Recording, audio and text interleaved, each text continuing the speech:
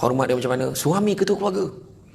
Perempuan tak boleh tau. Tak boleh. Abang ngangkang depan TV tu. Tolonglah dapur ni. Jangan macam tu. Jangan macam tu. Kan? Siapkan mai sini. Jangan kacau, ayah tengah tengok. Ayah tengok TV tu. Hormat ayah tu ketua keluarga. Anak pun susun pinggan. Semua. Ni, senut nasi masing-masing. Senut nasi. Bubuh lauk. Okey. Hello. Pergi panggil ayah. Ayah last sekali. Ayah ketua keluarga. Barulah masa tu ayah dia terasa dia tu macam komandan. Contoh. Dah. Bila datang, ayah datang.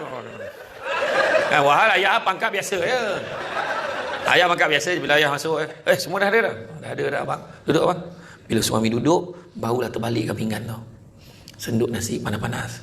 Nampak tak? Abang, lauk ni abang? Okey. Air bang?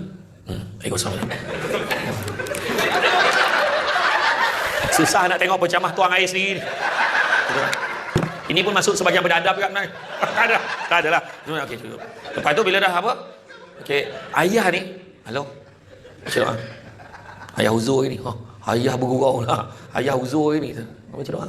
Bismillahirrahmanirrahim. Allahumma barik lana walhamdulillah alamin. Tengok bagaimana suasana dalam makan. Okey. Semua dah ready. Ayah last sekali panggil. Ayah terasa macam wakil rakyat pada. Semua dah ada dah. Okey. Bila makan kan, lepas tu ramai yang tak tahu. Contohnya anak minta lauk kan. Anak minta lauk. Ya, nak sayur tu sikit ya. Mari, dekat sikit pinggan. Pahala sedekah lagi besar daripada bagi makan anak orang lain. Tu ramai tak tahu. Nampak tak? Abang, nak sayur tu sikit, isteri pula minta. Suapkan. Apa?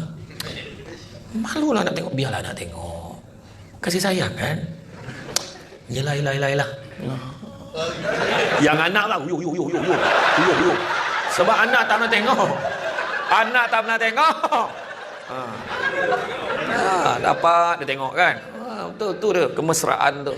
Nampak tak?